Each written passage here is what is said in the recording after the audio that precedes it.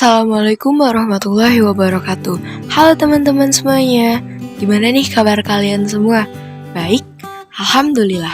Semoga kita selalu diberikan kesehatan ya, agar selalu bisa menjalani aktivitas sehari-hari kita, salah satunya yaitu belajar. Sesuai dengan judul, pada video pembelajaran kali ini, kita akan membahas tentang perkembangbiakan seksual pada hewan. Sebelum masuk ke penjelasan, kalian pengen tahu nggak sih kenapa perkembangbiakan seksual pada hewan itu dapat terjadi? Yuk kita bahas sama-sama. Perkembangbiakan seksual dapat terjadi karena hewan memiliki gamet atau sel reproduktif yang mengalami meiosis dan menghasilkan sel dengan setengah jumlah kromosom, yaitu spermatozoa pada jantan dan ovum pada betina. Kedua sel tersebut dapat menyatu membentuk zigot untuk membentuk individu baru. Pada dasarnya, reproduksi seksual akan terjadi pada sebagian besar hewan, melalui sebuah proses perkawinan antara hewan jantan dan hewan betina. Disinilah kita mengenal adanya proses fertilasi. Proses fertilasi sendiri bisa diartikan sebagai proses peleburan inti sel sperma dan inti sel telur.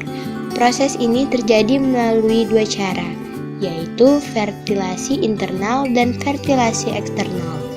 Berikut penjelasan dan contohnya. Fertilisasi internal terjadi apabila proses peleburan antara inti sel telur dan inti sel sperma terjadi di dalam tubuh induk betina. Contoh hewan yang melakukan fertilisasi secara internal antara lain sapi, ayam, kura-kura, dan buaya. Sedangkan fertilisasi eksternal adalah proses pembuahan sel telur betina oleh sel telur jantan yang dilakukan di luar tubuh induk betina. Fertilisasi eksternal biasanya terjadi pada hewan yang hidup di perairan seperti ikan dan katak. Berdasarkan cara perkembangan dan kelahiran embrionya, hewan yang berkembang biak secara seksual bagi menjadi tiga jenis, yaitu hewan vivipar, ovipar, dan ovovivipar. Berikut penjelasannya. Yang pertama adalah ovipar. Ovipar berasal dari kata ovum yang artinya telur. Bertelur dilakukan oleh hewan seperti unggas, reptil, dan ikan. Dalam proses pembuahannya terdapat dua jenis pembuahan, yaitu secara internal dan eksternal. Pembuahan internal terjadi di dalam tubuh induk betina, sedangkan eksternal terjadi di luar tubuh induk. Berikut contoh hewan yang berkembang biak dengan cara ovipar. Ayam, ular, kupu-kupu, belalang, kura-kura, ikan neon, dan katak. Selanjutnya yaitu vivipar. Hewan yang berkembang biak secara vivipar biasa disebut juga dengan hewan mamalia atau menyusui.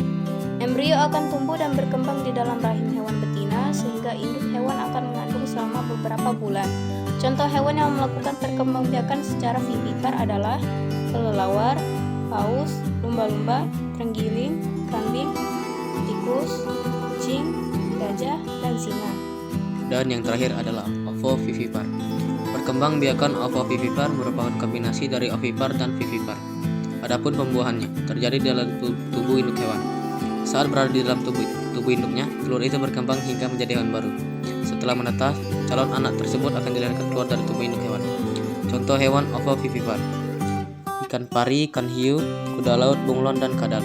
Sudah jelaskan kenapa perkembangbiakan seksual pada hewan itu dapat terjadi? Semoga dari apa yang teman-teman kita sampaikan barusan bisa bermanfaat untuk kita semua ya. Kami dari kelompok 4, mohon maaf jika ada tutur kata yang salah. Saya akhiri, wassalamualaikum warahmatullahi wabarakatuh.